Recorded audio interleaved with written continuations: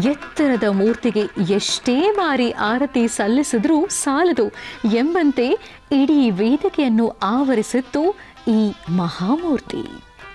ವೇದಿಕೆಯ ತುಂಬ ಅಪಾರ ಜನ ಬಾಬಾರ ಈ ಬೃಹತ್ ಮೂರ್ತಿ ದರ್ಶನ ಪಡೆಯುತ್ತಲೇ ಇದ್ರು. ಬಾಬಾರ ಈ ಭಕ್ತಿ ಉತ್ಸವಕ್ಕೆ ಡಾಕ್ಟರ್ ಮಹರ್ಷಿ ಆನಂದ್ ಗುರೂಜಿ ಅವರು ಬೆಂಗಳೂರಿನ ಎಲ್ಲ ಬಾಬಾರ ಭಕ್ತರನ್ನು ಒಗ್ಗೂಡಿಸಬೇಕು, ಬೃಹತ್ ಮಟ್ಟದ ಸಾರ್ವಜನಿಕ ಪ್ರಾರ್ಥನೆ ನಡೆಯಬೇಕೆಂಬ ಮಹಾ ಸಂಕಲ್ಪಕ್ಕಾಗಿ ಹಲವಾರು ದಿನಗಳ ಕಾಲ ಶ್ರಮಿಸಿ ರೂಪುರೇಷೆ ನಿರ್ಮಿಸಿ ಈ ಸಂಕಲ್ಪಕ್ಕಾಗಿ ದುಡಿದ ಪ್ರತಿಯೊಬ್ಬರನ್ನೂ ಗೌರವಿಸಿದರು. ಬೆಂಗಳೂರಿನಲ್ಲಿ ಮತ್ತೊಂದು ಶಿರಡಿ ನಿರ್ಮಾಣ ಆಗಿದೆ ಎಂಬ ಭಾವನೆ ಈ ಸ್ಥಳದಲ್ಲಿ ಇತ್ತು.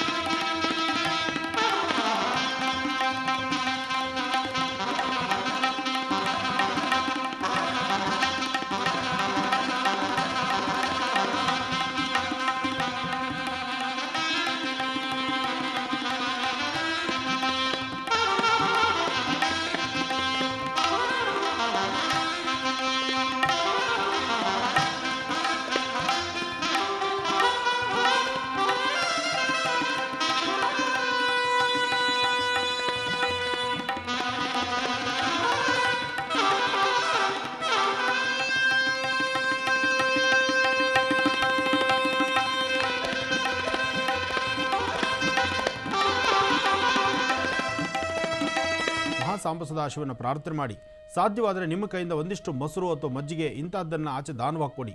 ಮೊಸರು ಮಜ್ಜಿಗೆ ಕೊಟ್ಟು ಶಿವನ ಪ್ರಾರ್ಥನೆ ಮಾಡೋದ್ರಿಂದಲೂ ಸಾಕಷ್ಟು ಒಳಿತನ್ನು ಕಾಪಾಡ್ಕೊಳ್ತೀರಿ. ಹಾಗೂ ತಪ್ಪದಿರ ಇವತ್ತಿನ ದಿವಸ ಪ್ರತಿಯೊಬ್ಬರು ಕುಂಭರಾಶಿಯಲ್ಲಿರ್ತಕ್ಕಂಥವರು ಹಣೆಗೆ ಒಂದಿಷ್ಟು ಭಸ್ಮವನ್ನು ಹಚ್ಕೊಳ್ಳಿ. ಹಣೆಗೆ ಒಂದಿಷ್ಟು ಭಸ್ಮ ಇರಬೇಕು, ಶಿವನ ಪ್ರಾರ್ಥನೆ ಮಾಡಬೇಕು. ಆಗ ನಿಮ್ಮ ಆರೋಗ್ಯವನ್ನು ಸಾಕಷ್ಟು ಸುಧಾರಣೆ ಮಾಡ್ಕೊಳ್ತೀರಿ, ಹೆಚ್ಚು ವಿಶೇಷವಾದಂಥ ಫಲವನ್ನು ಸಿದ್ಧಿಪಡಿಸ್ಕೊಳ್ತೀರಿ. ಇನ್ನು ಕಡೆಯ ರಾಶಿ ಮೀನರಾಶಿ.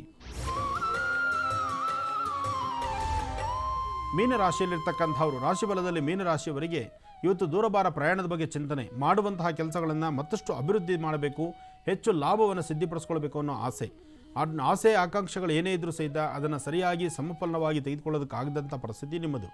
ಇವತ್ತು ದೂರಭಾರ ಪ್ರಯಾಣದ ಬಗ್ಗೆ ಚಿಂತನೆ ಮಾಡ್ತಿರ್ತೀರಿ. ಪ್ರಯಾಣದ ಕಾಲದಲ್ಲಿ ಜೋಪಾನ. ಹಾಗೆ ಯಾರೊಬ್ಬರೊಂದಿಗೆ ಏನೇ ಮಾತಾಡಿ ವ್ಯವಹಾರವನ್ನು ನೀವು ಕಮಿಟ್ಮೆಂಟ್ ಮಾಡಿಕೊಂಡು ಒಂದು ಕಾಗದ ಪತ್ರಗಳಿಗೆ ಸಹಿ ಹಾಕಬೇಕಾದರೂ ಜೋಪಾನ, ಎಚ್ಚರ ಇರಲಿ. ದುಡುಕಬೇಡಿ, ದುಡುಕಿ ತೀರ್ಮಾನ ತಂದುಕೊಳ್ಳೋದು ಬೇಡ. ಅದರಿಂದ ತೊಂದರೆಗಳನ್ನು ಅನುಭವಿಸಬೇಕಾಗತ್ತೆ. ಇವತ್ತು ಎಷ್ಟು ಜೋಪಾನವಾಗಿದ್ದು ನಿಮ್ಮ ಕೆಲಸಗಳನ್ನು ಸುಧಾರಣೆ ಮಾಡಿಕೊಂಡ್ರೆ ಅಷ್ಟೇ ಒಳಿತಂತ ಹೇಳ್ಬೋದು. ಒಳ್ಳೆಯದಾಗಲಿ. ಇಲ್ಲಿಗೆ ಈ ದಿನದ 12 ರಾಶಿಗಳ ಫಲಾಫಲಗಳೇನು ಅನ್ನೋದನ್ನ ಗುರುಜಿ ಅವರು ತಿಳಿಸ್ಕೊಟ್ಟಿದ್ದಾರೆ. ಬನ್ನಿ ಈಗ ಮತ್ತಷ್ಟು ಕರೆಗಳನ್ನು ಸ್ವೀಕರಿಸೋಣ. ಹಲೋ, ನಮಸ್ತೆ. ನಮಸ್ತೆ ಮೇಡಮ್. ನಿಮ್ಮ ಹೆಸರು ಹೇಳಿಮಾ? ನಮ್ಮ ಹೆಸರು ಸರಸ್ವತಿ ಅಂತ್ರಿ. ಎಲ್ಲಿಂದ ಕರೆ ಮಾಡ್ತಾ ಇದ್ದೀರಾ? ನಾವು ಮಾಲಿಂಪುರದಿಂದ ಮಾತಾಡಕತ್ತೀವ್ರಿ. ಯಾರ ಬಗ್ಗೆ ಮಾತಾಡ್ತೀರಾ? ಗುರುವಾರ ಮಾತಾಡಬೇಕಾಗಿತ್ರಿ. ನಮ್ಮ ಬಗ್ಗೆ ನಮ್ಮ ಮನೆಯವ್ರ ಬಗ್ಗೆ ಕೇಳಬೇಕಾಗಿತ್ರಿ. ಸರಿಮ್ಮ, ಮಾತಾಡಿ. ಹಲೋ. ಹಲೋ, ನಮಸ್ಕಾರ ಗುರುಜಿ. ನಮಸ್ಕಾರ ತಾಯಿ, ಹೇಳಮ್ಮ. ನಮ್ಮ ಬಗ್ಗೆ ಕೇಳಬೇಕಾಗಿತ್ತು ಗುರುಜಿ. ಒಂದು ಸ್ವಲ್ಪ ಹೇಳಮ್ಮ, ಮಾತಾಡಮ್ಮ. ನಮ್ಗ 11 ವರ್ಷ ಆಯ್ತು ಗುರುಜಿ, ಮದುವೆ ಆಗ್ರಿ, ಇನ್ನೂ ಮಕ್ಕಳಾಗಿಲ್ರಿ. ಎಷ್ಟು ವರ್ಷ ಆಯ್ತಮ್ಮ? 11 ವರ್ಷ ಆತ್ರಿ. 11 ವರ್ಷ ಆಯಿತು. ಇನ್ನು ಒಮ್ಮೆನೂ ಗರ್ಭ ನಿಂತಿಲ್ವಾ? ಒಮ್ಮೆ ನಿಂತಿತ್ರಿ ಗುರುಜಿ. 4ರಾಗ ಇದನ್ನಾತ್ರಿ, ಅದು ಹೊಡಮಳೆ ಆತ್ರಿ. ಮ್ಯಾಗ ಮತ್ತೆ ಆಗಿಲ್ರಿ. ಮಕ್ಳು ಅಕ್ಕಾವು ಇಲ್ಲ ಅನ್ನೋದು ಸಮಸ್ಯೆ ರೀ ಗುರುಜಿ. ಅದಕ್ಕೆ ಕೇಳಬೇಕಾಗಿತ್ರಿ. ಈಗ ಗರ್ಭ ನಿಂತು ಹೋಗಿ ಎಷ್ಟು ವರ್ಷ ಆಯಿತು? ಈಗ ಒಂದು 6 ವರ್ಷ ಮ್ಯಾಗ ಆಯ್ತು ಗುರುಜಿ. 6 ವರ್ಷದ ಮೇಲೆ ವೈದ್ಯರ ಸಲಹೆ ತೆಗೆದುಕೊಂಡಿದ್ದೀರಾ? ವೈದ್ಯರ ಸಲಹೆ ತಗೊಂಡು ಗುರುಜಿ, ಅವರ ಅಕ್ಕಾವು ಮತ್ತೆ ಏನ್ ಸಮಸ್ಯೆ ಇಲ್ಲ ಅಂತ ಹೇಳಿದ್ದಾರೆ ಗುರುಜಿ. ಆದ್ರ ನಮ್ಮ ಹೊಟ್ಟಿ ಬಗ್ಗೆ ನಡದ ಬಗ್ಗೆ ಸಮಸ್ಯೆ ಬಾಳ ಐತ್ರಿ. ಏನ ಇದನ್ನೈತ್ರಿ ಕೇಳೋದಕ್ಕಿಂದ್ರಿ ಹಚ್ಚಿದ್ದೀವ್ರಿ. ಅದಕ್ಕೆ ಒಮ್ಮೆ ಸರಿಯಾದಂತಹ ಒಳ್ಳೆಯ ವೈದ್ಯರ ಒಂದು ಮಾತಿನ ವೈದ್ಯರ ಸಲಹೆ ತೆಗೆದುಕೊಳ್ಳಿ, ಖಂಡಿತ ಅನುಕೂಲ ಆಗುತ್ತೆ. ಯಾಕೆಂದರೆ ನಿಮ್ಮ ಸ್ವರತರಂಗದಲ್ಲಿ ಗರ್ಭಕ್ಕೆ ಸಂಬಂಧಪಟ್ಟ ಸಮಸ್ಯೆಗಳು ಸ್ವಲ್ಪ ಇದೆ. ಹಾಗಾಗಿ ನಿಮ್ಮ ಗರ್ಭ ನಿಲ್ಲಿಕ್ಕೆ ಆಗ್ತಿಲ್ಲ. ಪ್ರತಿ ತಿಂಗಳು ಡೇಟ್ಸಲ್ಲೂ ಪ್ರಾಬ್ಲಮ್ ಬರ್ತಾ ಇದೆ ನಿಮ್ಮದು. ಅದರಿಂದ ಸ್ವಲ್ಪ ಸರಿಯಾದಂಥ ವೈದ್ಯರ ಸಲಹೆ ತೆಗೆದುಕೊಳ್ಳಿ. ಈಗಲೇ ಅದನ್ನು ಲೇಟ್ ಮಾಡಬೇಡಿ. ಒಳ್ಳೆ ವೈದ್ಯರ ಸಲಹೆ ತೆಗೆದುಕೊಳ್ಳಿ, ಖಂಡಿತ ಅನುಕೂಲ ಆಗುತ್ತೆ. ಒಳ್ಳೆಯದಾಗಲಿ. ಕರೆ ಮಾಡಿದ್ದಕ್ಕಾಗಿ ಸರಸ್ವತಿ ಅವರಿಗೆ ಧನ್ಯವಾದಗಳನ್ನ ತಿಳಿಸ್ತಾ ಬನ್ನೀಗ ಕಾರ್ಯಕ್ರಮದಲ್ಲಿ ವಿರಾಮವನ್ನು ತಗೊಳ್ಳೋಕ್ಕೂ ಮುನ್ನ ವೀಕ್ಷಕರೇ ಮತ್ತೊಮ್ಮೆ ತಿಳಿಸ್ಕೊಡ್ತಾ ಇದ್ದೀನಿ. ಡಿಸೆಂಬರ್ 10ನೇ ತಾರೀಕು ಶನಿವಾರದಿಂದ 12ನೇ ತಾರೀಕು ಸೋಮವಾರದವರೆಗೆ 3 ದಿನಗಳ ಕಾಲ ಬೆಂಗಳೂರಿನ ಆನೇಕಲ್ ತಾಲೂಕು ಶ್ರೀ ಕ್ಷೇತ್ರ ಸಬ್ಮಂಗಲದಲ್ಲಿ ವಿಶೇಷ ಕಾರ್ಯಕ್ರಮವನ್ನು ಏರ್ಪಡಿಸಲಾಗಿದೆ. ಕಾರ್ಯಕ್ರಮ ಯಾವುದು ವಿವರಗಳನ್ನು ತಿಳಿಸ್ಕೊಡ್ತೀನಿ. ಶ್ರೀ ಪ್ರಸನ್ನ ಪಂಚಮುಖಿ ವೀರಾಂಜನೇಯ ಸ್ವಾಮಿ ಹಾಗೂ ಶ್ರೀ ಸೋಮೇಶ್ವರ ಸ್ವಾಮಿ ದೇವಾಲಯದ ವತಿಯಿಂದ ಅದ್ಧೂರಿಯಾಗಿ ಆಚರಿಸಲಾಗ್ತಾ ಇರುವಂತಹ ವಿಶೇಷ ಕಾರ್ಯಕ್ರಮ ಹನುಮ ಜಯಂತಿ ಅಂಬಾರಿ ಉತ್ಸವ ಹಾಗೂ ಲಕ್ಷ ದೀಪೋತ್ಸವ 11, 12ನೇ ತಾರೀಕು ಗುರುಜಿಯವರು ಆಗಮಿಸ್ತಾರೆ. ಖಂಡಿತವಾಗಿಯೂ ಭಾಗವಹಿಸಿ. ಬನ್ನೀಗ ಕರೆಯೊಂದು ಸಿದ್ಧವಾಗಿದೆ, ಮಾತಾಡ್ಸೋಣ. ಹಲೋ, ನಮಸ್ತೆ ಮೇಡಮ್. ನಮಸ್ತೆ ಮಾ, ನಿಮ್ಮ ಹೆಸರು? ನಮ್ಮ ಹೆಸರು ಪುಷ್ಪ ಅಂತ ಮೇಡಮ್. ಎಲ್ಲಿಂದ ಕರೆ ಮಾಡಿದಿರಮ್ಮ? ನಾವು ಇಲ್ಲೇ ಯಶವಂತಪುರ ಲಗ್ಗೆರೆಯಿಂದ ಮಾಡಿದ್ವಿ ಮೇಡಮ್. ಬೆಂಗಳೂರು. ಯಾರ ಬಗ್ಗೆ ಮಾತಾಡ್ತೀರಾ? ನಾವು ನಮ್ಮ ಮಗನ ಬಗ್ಗೆ ಮತ್ತೆ ನಮ್ಮ ಯಜಮಾನ್ರ ಬಗ್ಗೆ ಒಬ್ರ ಬಗ್ಗೆ ಮಾತಾಡಿ, ಸಮಯ ಕಡಿಮೆ ಇರುತ್ತೆ. ಹಾ ಮೇಡಮ್, ನಮ್ಮ ಮಗನ ಬಗ್ಗೆ ಮಾತಾಡಿ ಮಾ. ಹಲೋ, ಹಾ ನಮಸ್ತೆ ಗುರುಜಿ. ಕೋಟಿ ಕೋಟಿ ವಂದನೆಗಳು ಗುರುಜಿ. ಹೇಳಮ್ಮ, ಮಾತಾಡಮ್ಮ. ನಿಮ್ ಡೈರೆಕ್ಟ್ ಆಗಿ ಭೇಟಿಯಾಗಿದ್ದೆ ಗುರುಜಿ. ಇನ್ನೊಂದ್ಸಲ ಬರ್ಬೇಕಾಗಿತ್ತು. ನಾವು ನಮ್ಮ ಮಗನಿಗೋಸ್ಕರ ಅಂಗಡಿ ಮಾಡಿದೀವಿ, ಅದು ಯಾಕೋ ಸರಿಯಾಗಿ ನಡೀತಾ ಇಲ್ಲ. ಮತ್ತೆ ಪೊಲೀಸಿಗೆ ಅರ್ಜಿ ಹಾಕಿದೀವಿ, ಅದು ಒಂದ್ಸಲ ಬಂದು ಇದರಲ್ಲಿ ಗುಂಡೆಸ್ದಲ್ಲಿ ಹೋಯ್ತು ಗುರುಜಿ. ಅದರಲ್ಲಿ ಮತ್ತೆ ಇವಾಗ ಅರ್ಜಿ ಹಾಕಿದೀವಿ. ಅವ್ರಿಗೆ ಗೌರ್ಮೆಂಟ್ ನೌಕರಿ ಆಗುತ್ತಾ ಅಥವಾ ಬಿಸ್ನೆಸ್ ಎಲ್ಲ ಆಗುತ್ತಾ ಅಂತ ಕೇಳ್ಬೇಕಾಗಿತ್ತು ಗುರುಜಿ. ಅವ್ನಿಗೆ ಯಾವಾಗ ಆರೋಗ್ಯದಲ್ಲಿ ಸರಿ ಇರಲ್ಲ, ಅದಕ್ಕೋಸ್ಕರ ಅವ್ನ್ ಕೊಡ್ತೀನಿ, ಮಾತಾಡಿ ಗುರುಜಿ ನೀವೇ. ಕೊಡಮ್ಮ. ನಮಸ್ತೆ ಗುರುಜಿ. ನಮಸ್ತೆಪ್ಪ, ಹೇಳಿ.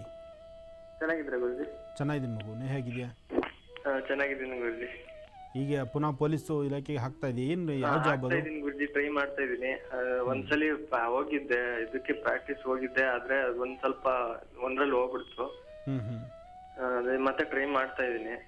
ಅದೇ ಇವಾಗ ಬಿಸ್ನೆಸ್ ಬೇರೆ ಹಾಕೊಟ್ಟಿದ್ದಾರೆ ಅಮ್ಮ, ಫ್ಯಾನ್ಸಿ ಸ್ಟೋರ್ ನೋಡ್ಕೊಂತಾ ಇದೀನಿ, ಆದ್ರೆ ಸರಿಯಾಗಿ ಇದಾಗ್ತಲ್ಲ ಬಿಸ್ನೆಸ್. ಇಲ್ಲ, ಈಗ ನಿನ್ನ ಸುರತರಂಗ ಪ್ರಕಾರ ಇನ್ನೂ 2 ವರ್ಷ ತನಕ, ಮುಂದಿನ 2 ವರ್ಷ ಕಾಲ ಅಂತಹ ಒಂದು ಒಳ್ಳೆ ಶಕ್ತಿ ಇರ್ತಕ್ಕಂಥದ್ದಲ್ಲ. ಸ್ವಲ್ಪ ಗ್ರಾಹಕತೆಗಳಲ್ಲಿ ತೊಂದರೆ ಇದೆ. ಹಾಗಂತ ನೀನು ಕೈಕಟ್ಟಿ ಕೂರಬೇಕಾದ್ದೇನಿಲ್ಲ. ಮಾಡುವಂಥ ಕಾಯಕವನ್ನೇ ಸ್ವಲ್ಪ ಶ್ರದ್ಧೆಯಿಂದ ಮಾಡು. ಯಾಕೆಂದರೆ ಗ್ರಾಹಕತೆಗಳು ಸರಿ ಇಲ್ಲ ಅಂದಾಗ. ಹೇಳಪ್ಪ. ಇದೇ ಬಿಸ್ನೆಸ್ ಮುಂದುವರ್ಸ್ಕೊಂಡು ಹೋಗ್ಲಾ, ಬೇರೆ ಕೆಲಸ ಏನಾದ್ರು ಮಾಡ್ಲಾ? ಇಲ್ಲ, ಈಗ ಇರ್ತಕ್ಕಂಥ ಬಿಸ್ನೆಸ್ನೇ ನೀನು ಮುಂದುವರಿಸು. ಪ್ರಸ್ತುತ ಗ್ರಾಹಕತೆಗಳು ಸರಿ ಇಲ್ಲ. ಯಾವುದೇ ಕೆಲಸ ಮಾಡಿದ್ರೂ ಅಡ್ಡಿ ಆತಂಕ ಇದೆ. ನೀನು ಬೆಳಗ್ಗೆಯಿಂದ ಸಂಜೆವರೆಗೂ ನೀನು ಕಷ್ಟಪಟ್ಟರು ಸಹಿತ ನೀನು ಕಷ್ಟಪಟ್ಟಷ್ಟು ನಿನ್ನ ಕೈ ಸೇರೋದು ಬಹಳ ಕಷ್ಟನೇ. ಯಾಕೆಂದರೆ ಗ್ರಾಹಕತೆಗಳು ಸರಿ ಇಲ್ಲ ಅಂದಾಗ ಬರೀ ನಿಂದನೆ ಮಾತುಗಳು, ಅಸಮಾಧಾನ, ಮನಸ್ಸಿಗೆ ನೆಮ್ಮದಿ ಇಲ್ದಿರ್ತಕ್ಕಂಥದ್ದು, ಕೈಲಿರ್ತಕ್ಕಂಥ ವಸ್ತುಗಳನ್ನು ಕಳ್ಕೊಳ್ಳುವಂಥದ್ದು ಬರೀ ಇದೇ ಆಗ್ತಾ ಇರುತ್ತೆ. ಅದರಿಂದ ಸಾಧ್ಯವಾದಷ್ಟು ಗ್ರಾಹಕತೆಗಳು ಸರಿ ಇಲ್ಲ ಅಂದಾಗ ಸ್ವಲ್ಪ ಎಚ್ಚರಿಕೆಯಿಂದಿರಬೇಕು. ಈ ಸಮಯದಲ್ಲಿ ಮನೆ ದೇವರ ಪ್ರಾರ್ಥನೆ ಮಾಡು. ಸಾಧ್ಯವಾದರೆ ಪ್ರತಿ ಭಾನುವಾರ ಬಿಳಿ ಎಕ್ಕದ ಗಿಡನ ಹೋಗಿ ಮುಟ್ಟಿ ನಮಸ್ಕಾರ ಮಾಡಿ ಪ್ರಾರ್ಥನೆ ಮಾಡ್ಕೊಂಡು ಬಾ. ನಿನ್ನ ಜೀವನದಲ್ಲಿ ಸ್ವಲ್ಪ ಮಟ್ಟಿಗೆ ಯಶಸ್ಸನ್ನು ಕಾಣ್ತೀಯ. ಪ್ರತಿ ಭಾನುವಾರ ಬಿಳಿ ಎಕ್ಕದ ಗಿಡ? ಹೌದು, ಪ್ರತಿ ಭಾನುವಾರ ಬಿಳಿ ಎಕ್ಕದ ಗಿಡದ ಹತ್ರ ಹೋಗಿ ಒಂದು 11 ನಮಸ್ಕಾರ ಮಾಡಿ ಆ ಗಿಡವನ್ನು ಮುಟ್ಟಿ ನಮಸ್ಕಾರ ಮಾಡ್ಕೊಂಡು ಬಾ, ಸಾಕಿ, ನೀನು ಮಾಡೋದು ಬೇಡ. ಅದರಿಂದ ನೀನು ಬೆಳಕನ್ನು ಕಾಣ್ತೀಯ. ಒಳ್ಳೆಯದಾಗಲಿ.